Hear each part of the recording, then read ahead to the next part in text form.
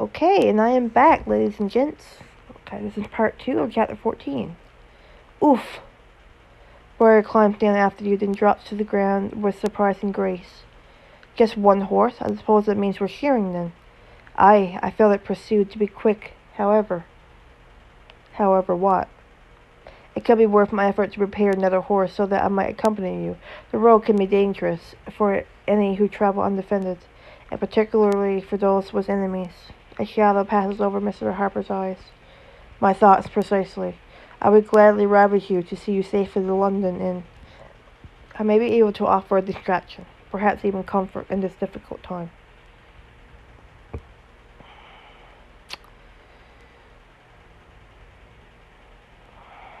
Now, I'll go on. I appreciate your generous offer, Mr. Harper, but I'm certain that Briar and I can manage on our own.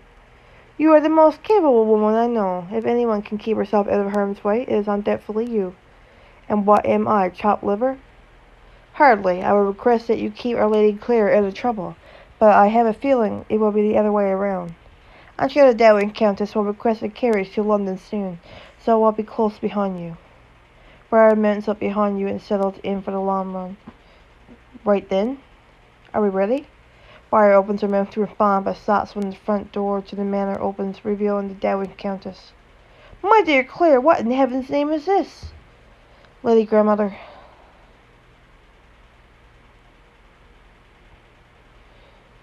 I am well aware of this. What I remain unaware of is how that factors into the scene before me. Beg pardon, my lady, but the Countess has already left for London to challenge the Earl's will. My dear Clare, what are you waiting for? Make haste for London. Thank you, Lady Grandmother. I will. Were I in any shape for riding, I would join you myself. As it stands, I will simply have to join you once a carriage has been prepared. You nudge your horse with your heels, urging her into a flying pace. You ride hard for London, taking the shortcut Mr. Harper showed you upon your return journey for Edgewater. As you ride, you notice Briar foaming. Briar, is something the matter? I'm simply furious at Countess Harita for treating you this way. She should consider herself lucky to have you as a stepdaughter. In any way, whatever happened to the idea that gentlefolk were supposed to be well? Gentle? You're right.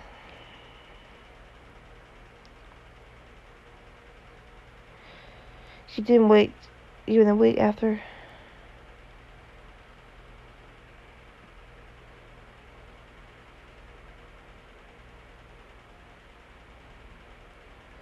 If possessing wealth and influence were a reflection of a person's character, you would be royalty. Meanwhile, Countess Harita would be begging in the streets. The conversation seems to calm Briar's nerves. She opens her mouth to speak and hesitates. What is it? It's nothing. Come now, friends don't mince words. I was only wondering what you plan to do if Countess Harita succeeds.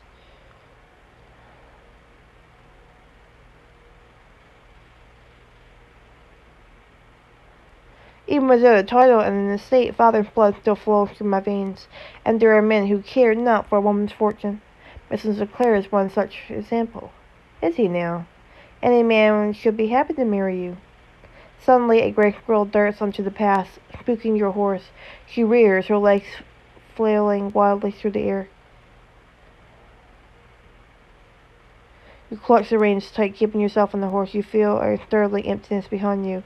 Then arms wrap around your waist, holding fast. Don't let go. Soon your horse calms down, and no one is any worse for wear. You resume your steady pace along the trail.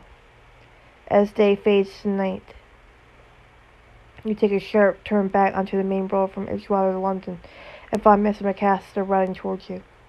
Mrs. McAster, I shouldn't have thought to find you here, of all places. I was journeying with my mother, but she sent me back to ensure that you stay at Edgewater and can't interfere with her plans. Mrs. McAster, do you sincerely seek to inherit Edgewater through treachery? I don't believe that is who you are. Treachery? I hadn't considered it as such. Briar leaned close so that only you can hear. Claire, you must know that Miss McAster and I have a flirtation, I suppose. I could talk to him if you would like. I believe he holds me in his esteem. Do you think?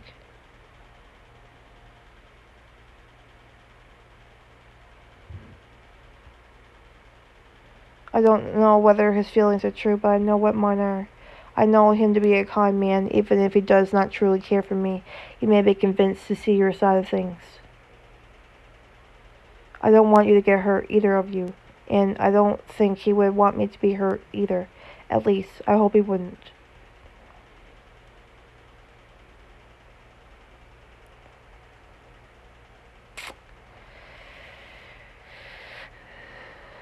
Yeah, fuck it. We'll accept the offer. I would gladly accept any help you have to offer. Briar nods and hops off on the back of your horse. Mr. McCaster. She takes a tentative step toward him, her face imploring. Please, can we talk about this? Yes, of course, Miss Daly. He swings his leg over the back of his own horse and jumps to the ground. Briar takes another step forward, but they still seem a world apart. Is this really what you want? To become Earl through such underhanded tactics? That isn't the man I have come to know. Miss Daly, I can't say. My mother is so certain of her path, but I am unsure whether I can follow. Your mother is telling lies about Lady Clare to discredit her. Lady Clare isn't scheming against you. She is only trying to honor her father's wishes and his legacy. That's right.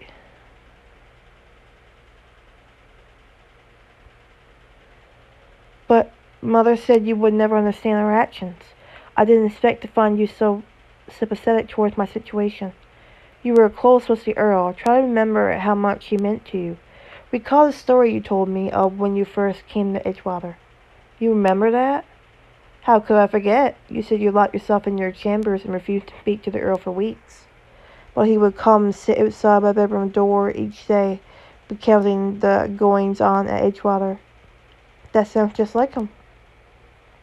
And when the sullen boy was trying to comfort finally did speak, it was only to shadow and bid him away.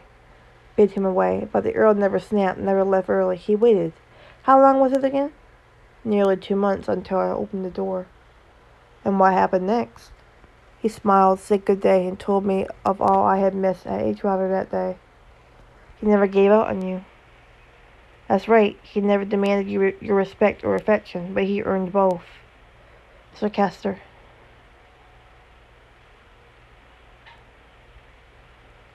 Sir Castor sniffs and studies the ground intently. I do want to make him proud. I thought I was doing that by acting as the man of the house, but perhaps... Please, Mr. Castor, listen to your father, the man who raised you as his own, and not your mother. If you care what he wanted, you should take him at his word that Lady Clare is the future he saw for Edgewater. Besides, you don't seem altogether fond of Miss Sutton. In point of fact, you clearly prefer Miss Daly, and Earl cannot carry on with one of her station.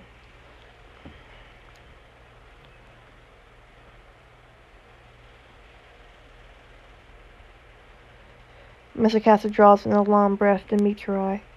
I know my mother's marriage to your father was an unhappy one, but I don't want that for myself. But I must do what's best for my family and my future. Mr. McCaster, please let us through.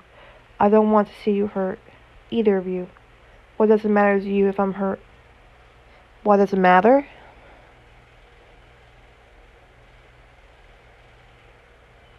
Neither Miss Daly nor I want to see you make such a dire mistake.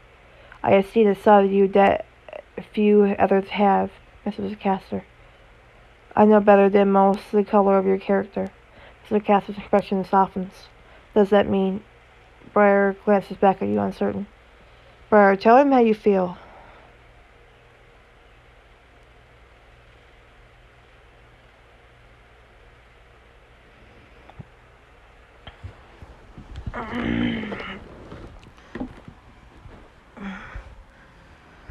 She nods and turns back to Mr. McCaster. Mr. McCaster, each time our eyes meet across the room, my breath catches. I look forward to the butterflies in my chest when I bring you tea and your fingers brush mine. In these moments, the world seems without limitation. Please tell me I'm not imagining it. There's no accounting for it, but you make me feel light in a way that I never felt before.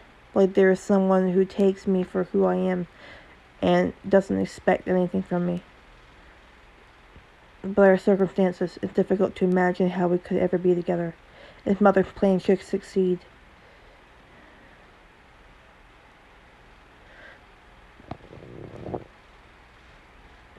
If you don't inherit Edgewater, you can marry whomever you please, regardless of status, and regardless of my mother's wishes. He looks at Briar desperately. Could it really be so? Mr. Castor gives Briar one more longing look, then turns back to you. Lady Claire, my mother sent me here for a reason. So she did. I have sympathy for your circumstances, and I can't deny my feelings for Miss Dally, but when my mother still commands my loyalty, I'm not at all certain what I should do. Briar bears a tender glance from Mr. McCaster before remounting your horse. Mr. McCaster hesitantly does the same. We had dallied here long enough, and we must resume our journey. Mr. McCaster, please stand aside. This isn't what Father would have wanted. He would have wanted us to cooperate to further Edgewater's success. You are not my rival. You are my family. I have to protect what family I have left. Lady Claire, my mother was wrong about you. I regret ever listening to her poison, and I will not stop you from trying to fool her plans. Does that mean you intend to give up your claim to Edgewater? The honest truth of it is, I have always been reluctant to become Earl. I only went along with it to please my mother. Edgewater was always meant to be Harry's, to take what should have been his. It troubled me. Mr. McCaster, you have both helped me to regain my confidence. Ever since Harry died, I haven't felt as though there was anyone on my side. Now I realize that I must step out from beneath my mother's thumb and be my own man. I look forward to meeting that man. If he's anything like the one before me, I should think I will like him. Mr. McCaster guides his horse to the side of the road, allowing you ample space to ride by. I would ride with you, but my horse has already seen our hard journey. I will follow once we both have a rest. Mr. McCaster, I hope. I believe that you are right. And Lady Claire? Yes, Mr. McCaster? Ride like the wind. You nod and take off at a gallop down the road. Mr. McCaster fades out of sight behind you. Alright, I'm going to make a part 3 there now. I'll be right back, guys.